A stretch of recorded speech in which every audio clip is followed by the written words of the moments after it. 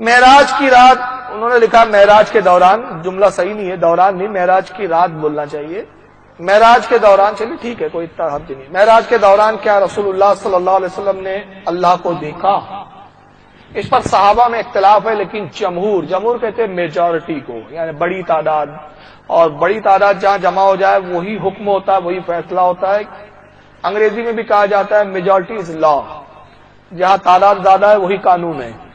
تو شریعت میں بھی یہی ہے، اس کو جمہور کا اجماع بولتے ہیں۔ جمہور کا اجماع یعنی میجورٹی کا اجماع یہ ہے کہ رسول اللہ صلی اللہ علیہ وسلم نے معراج کی شب اپنے رب کو دیکھا۔ امام احمد ابن حنبل تکیے سے ٹیک لگا کے بیٹھے ہوئے، راوی کہتے ہیں ایک شخص آیا اور پوچھا کہ امام احمد ابن حنبل، کیا اللہ تعالیٰ کو رسول اللہ نے دیکھا معراج کی شب؟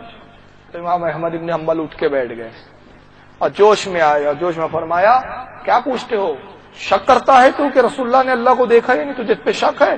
قسم پروردگار عالم کی جس کے قبضے میں میری جان ہے، اللہ کے رسول نے، اللہ کے نبی نے رب کو دیکھا، رب کو دیکھا، رب کو دیکھا، رب کو دیکھا، رب کو دیکھا، رب کو دیکھا۔ راوی کہتے بولتے رہے حتیٰ کہ آپ کی سانس پھول گئی اور سانس اکھڑ ہوتا ہے۔ یہ کہتی ہیں کہ ہم نے سنا ہے کہ نبی کریم صلی اللہ علیہ وسلم نے سفر معراج میں نبی کریم صلی اللہ تبارک و تعالیٰ کو اپنے سر کی آنکھوں سے دیکھا 2 مرتبہ، لیکن سیدہ عائشہ صدیقہ رضی اللہ تعالی عنہا کی روایت ہے جو یہ کہے کہ نبی کریم صلی اللہ علیہ وسلم نے اپنے رب کو اپنی ظاہری آنکھوں سے دیکھا، اس نے آپ کی طرف جھوٹ منسوب کیا۔ تو ان میں موافقت اور مطابقت کیا ہے؟ دیکھیں یہ سیدہ عائشہ صدیقہ رضی اللہ تعالی عنہا کی حدیث بالکل درست ہے اور یہ بخاری میں موجود ہے۔ درست ہے سے مراد واقعی یہ حدیث ہے اور بخاری میں موجود ہے، لیکن مسئلہ یہ ہے کہ حضرت ابن عباس رضی اللہ تعالی عنہما اس کے راوی ہیں کہ نبی کریم صلی اللہ علیہ وسلم نے اللہ تبارک و تعالی کو اپنی سر کی آنکھوں سے دیکھا۔ جب ایک صحابی نبی کریم صلی اللہ علیہ وسلم کی طرف منسوب کر کے کوئی بات بیان کر رہے ہوں اور سیدہ عائشہ صدیقہ رضی اللہ تعالی عنہا جو یہ کہہ رہی ہیں یہ آپ سرکار کی طرف منسوب نہیں کر رہے ہیں بلکہ یہ آپ کی اپنی ذاتی رائے ہے، اسی لیے آپ نے آگے فرمایا کہ آیت کریمہ پیش کی کہ اللہ تبارک و تعالی نے ارشاد فرمایا کہ آنکھیں اللہ تبارک و تعالی کا ادراک نہیں کر سکتی، اللہ تعالی آنکھوں کا احاطہ کر سکتا ہے۔ یہ آپ نے بطور استدلال آیت کریمہ پیش کی۔ اس سے ظاہر ہوتا ہے کہ اگر سیدہ عائشہ صدیقہ رضی اللہ تعالی عنہا نے یہ اللہ تعالیٰ کی رؤیت کا انکار نبی کریم صلی اللہ علیہ وسلم سے براہ راست سنا ہوتا تو آپ ہی کی طرف منسوب کرتی کہ میں نے نبی کریم صلی اللہ علیہ وسلم سے سنا کہ جو میری طرف یہ منسوب کرے کہ میں نے اللہ کو اپنی ظاہری آنکھوں سے دیکھا اس نے مجھ پر جھوٹ باندھا، لیکن ایسا نہیں ہوا، بلکہ سیدہ عائشہ صدیقہ رضی اللہ تعالی عنہا اپنی طرف سے ایک استدلال ایک آیت سے کر کے اپنی اجتہادی صلاحیتوں کو استعمال کر کے ایک نتیجہ مرتب کر رہی ہیں۔ اب یہاں 2 چیزیں آ گئیں، ایک صحابی اپنی ذاتی بات نہیں کہہ رہے بلکہ نبی کریم صلی اللہ علیہ وسلم سے یقیناً سن کر کہہ رہے ہیں کیونکہ انہوں نے کوئی استدلال اپنی طور پر نہیں کیا۔ سیدہ عائشہ اپنا استدلال پیش کر رہی ہیں، اور جب 2 صحابہ کے اقوال باہم ٹکرائیں، ایک ایسا قول ہو جو ظاہر کر رہا ہو کہ نبی کریم صلی اللہ علیہ وسلم سے ہی بات سنی ہے، اور ایک صحابی کا قول ایسا ہے جو اس کے متضاد ہے لیکن وہ ان کی ذاتی رائے پر مشتمل ہے، تو یاد رکھیں کہ اس صحابی کو فوقیت ہوگی، ان کے قول کو فوقیت ہوگی جس میں یہ ظاہر ہو رہا ہو کہ انہوں نے نبی کریم صلی اللہ علیہ وسلم سے سنا ہے۔ تو لہذا اس میں علماء نے یہی لکھا ہے کہ سیدہ عائشہ صدیقہ رضی اللہ تعالی عنہا کی اپنی ذاتی رائے ہے جس کا ہم احترام ضرور کریں گے، لیکن حضرت ابن عباس رضی اللہ تعالی عنہما کی روایت کو فوقیت ہوگی اور اس کو ماننے میں کوئی حرج نہیں ہے کہ رحمت کونین صلی اللہ علیہ وسلم نے اللہ تبارک و تعالی کو اپنی چشمان ظاہری سے دیکھا۔ اب اس پر بھی مسئلہ ہے کہ بھائی کیا حضور نے بھی اللہ کو دیکھا ہے یا نہیں دیکھا ہے؟ موسیٰ علیہ السلام تو نہیں دیکھ سکے، تو اس میں صحابہ کرام کے 2 جماعتیں ہیں۔ ایک جماعت تو اس بات کی قائل ہے کہ اللہ کو حضور پاک نے بھی دیدار نہیں کیا، اور دوسری جماعت یہ کہتے ہیں کہ نہیں، اللہ تعالیٰ کا دیدار حضور کو ہوا ہے کہ کلام موسیٰ علیہ السلام کے لیے تھا اور خلت جو ہے وہ ابراہیم کے لیے تھی اور رؤیت جو ہے وہ حضرت محمد مصطفیٰ کی۔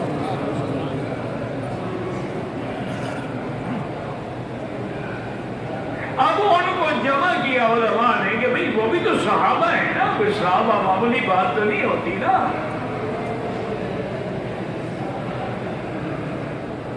सहाबा तो दीन का नमूना है, मॉडल है, उनके बगैर तो आदमी अहले सुन्नत बन ही नहीं सकता। ये तो हमें बड़ी परेशानी होती है। बाद लोग कहते हैं जी कि जी हम सिर्फ वो फिरका है निजात वाला। भाई पहले सहाबा को तो मानो। तुम तो हर जगह सहाबा की नफी करते हो कि सहाबा का कौल हुज्जत ही नहीं है, सहाबा में यार हक ही नहीं है। तो इल्ला मान अलैहि व सहाबी वाली हदीस पे कैसे अमल होगा फिर? तो अहले सुन्नत तो वही होगा जो सहाबा की कौल पर भी ईमान लाए। तो बहरहाल वो ये कहते हैं कि जी झगड़े की बात नहीं, हजूर ने भी तो दुनिया में अल्लाह को नहीं देखा ना, मेराज की रात देखा आसमानों में, वो निजाम अलग है, ये निजाम अलग है। तो लिहाजा कहते हैं कि हजूर पाक को रुयत हुई है, अल्लाहु आलम। जिंदगी तबाह। साहिल कहता है कि मेराज के वक़्त नबी करीम सल्लल्लाहु अलैहि वसल्लम ने अल्लाह पाक को देखा था। सैयदा आयशा सिद्दीक़ा रज़ियल्लाहु ताला अन्हा फरमाती हैं, जिसने ये कहा कि रसूलुल्लाह सल्लल्लाहु अलैहि वसल्लम ने अल्लाह को देखा, वक़द कज़ब अला नबी, उसने रसूलुल्लाह सल्लल्लाहु अलैहि वसल्लम पर झूठ बांधा। प्यारे हबीब अलैहिस्सलातु वस्सलाम ने फरमाया, हुवा नूर अन्ना युरा, अल्लाह तो नूर है, उसको कैसे देखा जाता है? दुनिया की आँख से कोई शख्स अल्लाह का दीदार नहीं कर सकता। दुनिया की आँख से कोई शख्स अल्लाह का दीदार नहीं कर सकता। हाँ, प्यारे नबी सल्लल्लाहु अलैहि वसल्लम ने अहले ईमान के बारे में फरमाया कि क़यामत का दिन होगा तो अहले ईमान अल्लाह का दीदार करेंगे। फरमाया जैसे तुम 14वीं का चांद चमकता हुआ देखते हो तो कोई रुकावट होती है उसके देखने में? कहा नहीं, कोई तकलीफ नहीं, हम सब उसको देखते हैं। कहा इसी तरह जन्नत में तुम अपने रब का दीदार करोगे। जन्नत में, दुनिया में, दुनिया की आंख से। हाँ, एक सही हदीस में है कि रसूलुल्लाह सल्लल्लाहु अलैहि वसल्लम ने ख्वाब में अपने अल्लाह को देखा, ख्वाब में देखा, ये दुरुस्त है। लेकिन वो जो किस्से और कहानियाँ कादरी साहब बयान करते हैं कि आप अर्श पे गए और फिर अर्श से भी ऊपर गए और लामकाम पे पहुँचे और फिर नाऊज़ु बिल्लाह सुम्मा नाऊज़ु बिल्लाह नखले कुफर नबाशिद, अल्लाह ने उनको अंदर किया और दरवाज़ा बंद कर दिया और फिर तुम्हें खबर ही नहीं है कि वहाँ क्या हुआ और क्या ना हुआ। इन मुजरिमों से कोई पूछे कि आपको कैसे खबर हुई? अल्लाह ने उठ के दरवाज़ा खोला, अपने हबीब को अंदर किया, फिर दरवाज़ा बंद किया। इसका जिक्र ना कुरान में है ना हदीस में है। झूठ बोलने वालों, ये तुम्हें खबर कहाँ से मिली? ये किस्से हैं, ये कहानियाँ, ये बनाई हुई बातें हैं। सैयदा आयशा का वाज़ेह तरीन फरमान है, उसने झूठ बोला रसूलुल्लाह सल्लल्लाहु अलैहि वसल्लम पर, जिसने ये कहा कि अल्लाह के नबी सल्लल्लाहु अलैहि वसल्लम ने अल्लाह को देखा। ख्वाब में देखने का हदीस में जिक्र है, हमारा ईमान है। हम गैब पर ईमान लाने वाली उम्मत है। जी जी,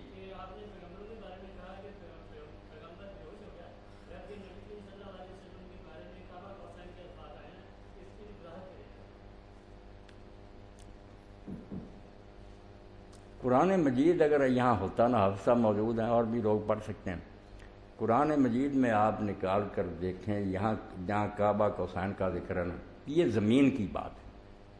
गज़ब यह है कि लोग रेफरेंस टू दी कंटेक्स्ट करते ही नहीं, कुरान ही निकाल कर देखते, ये इबारत आई कहाँ? ये ना आसमानों की बात है, ज़मीन की बात है।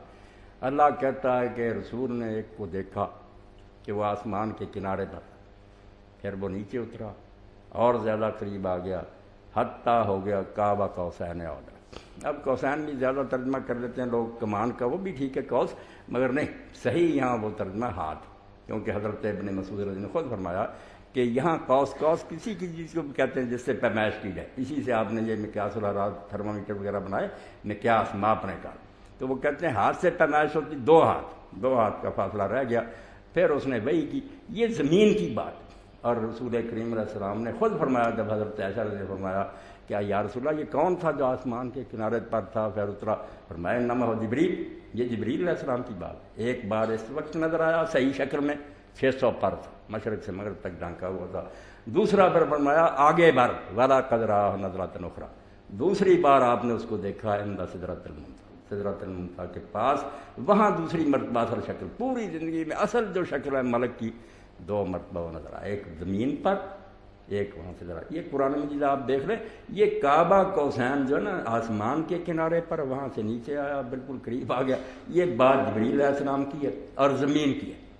قرآن پاک کی طرف رجوع کر رہا، عبارت نکال کر دیکھنا کہ وہاں کس موقع کا. دوسرا آسمانوں کا سدرۃ المنتہا پر بھی دوبارہ آپ نے اس کو پھر دیکھا. جی اصل میں چیز یہ ہے کہ جب میں نے اس کے اوپر غور و تفکر کیا تو ایک ٹروتھ ریویل ہوا کہ یہ جتنی بھی چیزیں ہیں نا یہ تمام صحابہ کے ہی ایکسپرٹ اوپینین ہے. کوئی بھی چیز انہوں نے نبی صلی اللہ علیہ وسلم کے ریفرنس سے بیان نہیں کی ہے. کوئی نبی صلی اللہ علیہ وسلم کے ریفرنس سے اگر کوئی ہمیں چیز مل جائے اس حوالے سے تو وہ پھر پرائورٹی پہ ہوگی، باقی تو اندازہ ہی ہے نا لوگوں کے. اچھا، اور یہی صحابہ کرام کے ساتھ ہوتا تھا، جب کوئی صحیح حدیث پیش کی جاتی تھی وہ رجوع کر لیتے. مسئلہ نمبر میرا 31 اجماع والا دیکھ لیں، اس میں نے اس طرح کی مثالیں دی ہیں. تو یہ ابن عباس کا قول ہے، وہ بھی موقوفاً ہے، آپ صلی اللہ علیہ وسلم کے ریفرنس سے نہیں ہے. ابن مسعود کا قول موقوفاً ہے، انس ابن مالک کا قول موقوفاً ہے. یہ مرفوع کوئی بھی نہیں ہے، نبی صلی اللہ علیہ وسلم کے ریفرنس سے نہیں، بلکہ ان کے ایکسپرٹ اوپینین اور فتاوا ہیں. سوائے 2 چیزوں کے، ایک خواب میں دیدار الہی والا معاملہ، وہ نبی صلی اللہ علیہ وسلم تک مرفوع جاتا ہے، جامع ترمذی 3235، اور دوسرا صحیح مسلم میں جو 444 نمبر حدیث 45 اور 46 نمبر کے حجاب میں اللہ تعالیٰ کی زیارت ہوئی، وہ زیارت والا معاملہ ہے اور وہ حجاب کے اندر ہے. یہ فکان قاب قوسین او ادنی والا معاملہ نہیں ہے. الحمدللہ اس حوالے سے ایک مرفوع حدیث بھی مل گئی ہے ہمیں الحمدللہ، اور وہ بخاری اور مسلم میں موجود ہے. امام بخاری اس کے 6 طریق لے کر آئے ہیں، 6 طرق، اور امام مسلم 4 طرق. اور یہ ہے موسٹ سینسٹیو حدیث جو میں بیان کرتے ہوئے ڈال رہا ہوں. اس کو ماننے کے لیے مسلمان تیار نہیں ہوں گے، کیونکہ ان کے بزرگوں نے، ان کے بابوں نے، ان کے مولویوں نے ان کو جو پٹیاں پڑھائی ہوئی ہیں، جو مالائی قصہ کہانیاں بتائے ہیں، ان کو یہ حدیثیں کیسے بخاری اور مسلم کی ہضم ہوں گی. یہ اب سن لیجئے، یہ حدیث یہ ہے آپ صلی اللہ علیہ وسلم کی اپنی حدیث شب معراج کے بارے میں. باقی سب صحابہ کے اوپینین تھے، یہ آپ صلی اللہ علیہ وسلم نے خود کھول کر بیان کیا.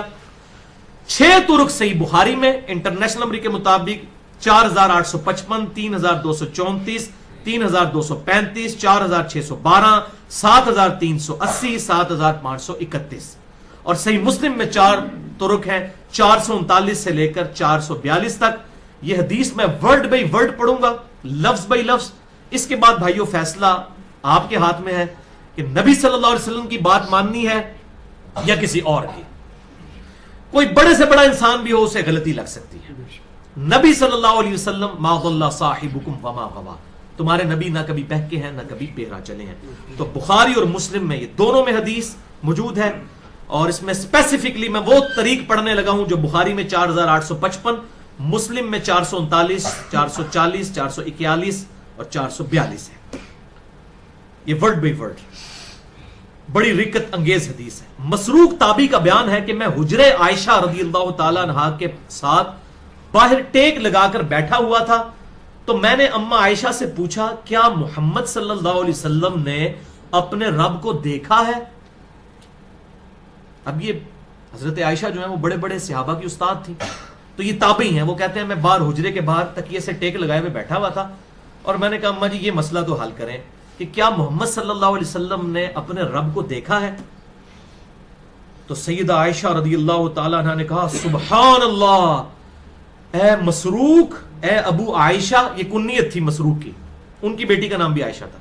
اے ابو عائشہ، تیری بات سن کر تو میرے رونگٹے کھڑے ہو گئے ہیں. یہ تو اتنی بڑی بات پوچھ رہے ہیں، اب رونگٹے کیوں کھڑے ہوئے؟ وہ امیجن نہیں کر سکتی تھی کسی مسلمان کا یہ عقیدہ بھی ہو سکتا ہے کہ اللہ تعالیٰ کو کوئی دیکھ سکتا ہے. میرے رونگٹے کھڑے ہو گئے، یعنی اتنا بڑا دعویٰ تو نے کیا. حالانکہ اس بیچارے نے دعویٰ نہیں، صرف سوال کیا تھا. مسروق نے عرض کی اماں سورۃ النجم کی آیت نمبر 8 سے 10 تک نہیں ہے، اور آج کی لینگویج میں اماں ڈاکٹر طاہر القادری صاحب، مولانا طارق جمیل صاحب، غضنفر عباس صاحب یہ غلط بیان کر دے رہے. اماں یہ آج کی لینگویج میں کیا سورۃ النجم میں یہ آیت نہیں ہے 8 تا 10؟ ثم دنا فتدلى فكان قاب قوسين او ادنى فاوحى الى عبده ما اوحى. کہ پھر آپ صلی اللہ علیہ وسلم بلند ہوئے اور پھر اللہ تبارک و تعالیٰ ان کے یعنی کہنے کا مقصد یہ تھا کہ اللہ تعالیٰ اور نبی صلی اللہ علیہ وسلم اتنا قریب ہوئے کہ 2 کمان یا اس کے درمیانی فاصلہ اس سے بھی کم رہ گیا اور اپنے بندے کی طرف وحی کی جو اللہ نے کرنی تھی. تو اس کا کیا مطلب ہوا؟ تو اماں نے فرمایا اے مسروق یاد رکھ جو بھی ان 3 باتوں میں سے کسی ایک بات کا بھی قائل ہوا وہ اللہ پر جھوٹ باندھنے والا شمار ہوگا. اے ان 3 گلاں ویکھ لو تے مسلمانوں اس چھنی چ گزارو. اے میں کوئی سٹوری بک نہیں بخاری مسلم پڑھ رہے ہیں. بخاری میں 6 طرق مسلم میں 4 طرق. کہا بیٹا میری گل پلے بن لے 3 گلاں ایسیاں نے جو بھی بندہ یہ دعویٰ کرتا ہے نا وہ اللہ تے جھوٹ بن رہا ہے. اب یہ چھوٹی بات ہے بخاری اور مسلم کی متفق علیہ حدیث ہے اور صحیح مسلم کی پہلی حدیث ہی یہی ہے کہ وہ شخص اپنا مقام دوزخ میں دیکھ لے جس نے مجھ پر جھوٹ باندھا. جو نبی صلی اللہ علیہ وسلم پر جھوٹ باندھے وہ تو پکا دوست کی اور جو اللہ پر جھوٹ باندھے وہ اس سے بڑا دوست کی.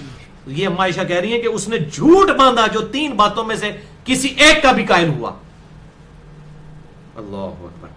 تو مسروق کہتے ہیں میں نے پوچھا اے ام المومنین وہ 3 باتیں کون سی ہیں؟ ہاں جی سیدھے ہو جاؤں.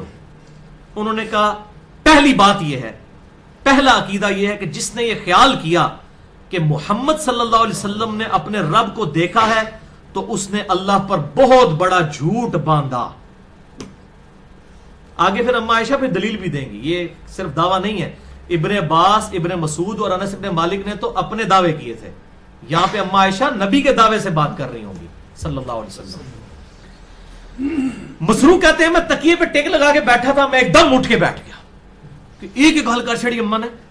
میں نے عرض کیا اے ام المومنین مجھے بات کرنے دیں آپ جلدی نہ کریں جذباتی نہ ہو میری بات تو سنیں. قرآن میں کیا یہ نہیں آیا وَلَقَدْ رَآهُ نَزْلَةً أُخْرَى اور بے شک اس نے جو ہے 2 بار دیکھا تھا اسے. انہوں نے کہا کہ نبی صلی اللہ علیہ وسلم نے تو اللہ تعالیٰ کو 2 بار دیکھا ہے.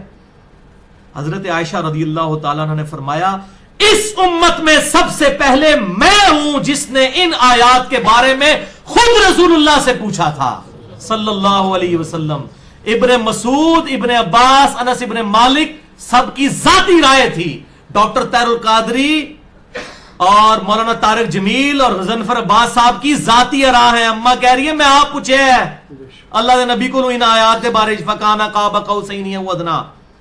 میں ہوں اس امت میں جس نے خود رسول اللہ صلی اللہ علیہ وسلم سے ان آیات کے بارے میں پوچھا تو آپ نے فرمایا اس سے مراد جبرائیل ہے.